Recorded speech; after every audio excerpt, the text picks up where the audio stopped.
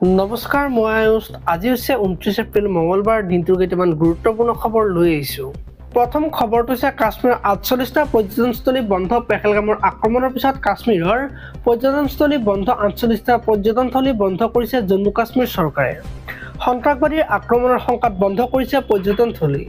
চোৱাংচোৱাৰ সতৰ্কবাণীৰ পিছত সিদ্ধান্ত জম্মু কাশ্মীৰ চৰকাৰৰ। পৰৱৰ্তী খবৰটো হৈছে ভুৱা খবৰ বিয়পাই যুদ্ধৰ বাবে উচতনি ভাৰতত নিষিদ্ধ হ'ল পাকিস্তানৰ বিদেশ মন্ত্ৰীৰ এক চেণ্ডেল। পৰৱৰ্তী খবৰটো হৈছে ডিমা হাছাওত উগ্ৰপন্থীৰ নিৰাপত্তাৰক্ষীৰ সংঘৰ্ষত নিহত NSCNৰ 3 সদস্য।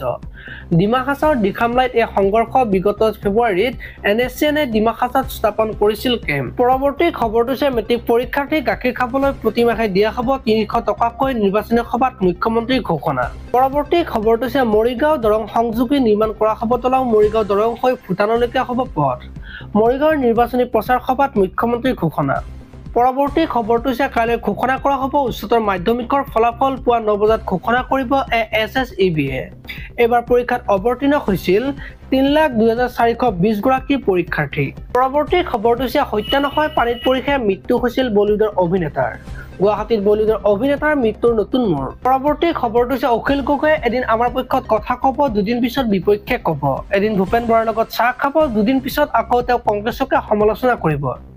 ডক্টৰ হিৰেণ গোহাঁইকো তেওঁ সমালোচনা কৰে। কোনদিনা তেওঁ কি কয় ধৰিবই নোৱাৰি। অলপ স্থিৰতা লাগে, এই কথা মন্তব্য কৰিলে গৌৰৱ গগৈয়ে। পৰৱৰ্তী খবৰটো হৈছে অসুস্থ হৈ পৰিছে পাকিস্তানৰ প্ৰধানমন্ত্ৰী শ্বাহবাজ শ্বৰীফ। ৰাৱালপিণ্ডিৰ এখন চিকিৎসালয়ত ভৰ্তি কৰা হৈছে শ্বাহবাজ শ্বৰীফক। পৰৱৰ্তী খবৰটো হৈছে পুত্ৰৰ কেৰিয়াৰৰ বাবে এদিন পিতৃয়ে বিক্ৰী কৰিছিল খেতিৰ মাটি। বিশ্বৰ ক্ৰিকেটৰ নতুন চাঞ্চল্য বৈভৱ সূৰ্যবংশীৰ জীৱন সংগ্ৰামৰ কাহিনী। পৰৱৰ্তী খবৰটো হৈছে গৌৰৱ গগৈয়ে যদি পাকিস্তানলৈ গৈ মিটিয়াৰি কৰিছে তেন্তে সেয়া অক্ষমনীয় অপৰাধ কৰিছে, এই কথা মন্তব্য কৰিছে অতুল বৰা। পৰৱৰ্তী খবৰটো হৈছে INS বিক্ৰান্ত সকলো পৰিস্থিতিৰ বাবে সাজু ভাৰতীয় নৌসেনা।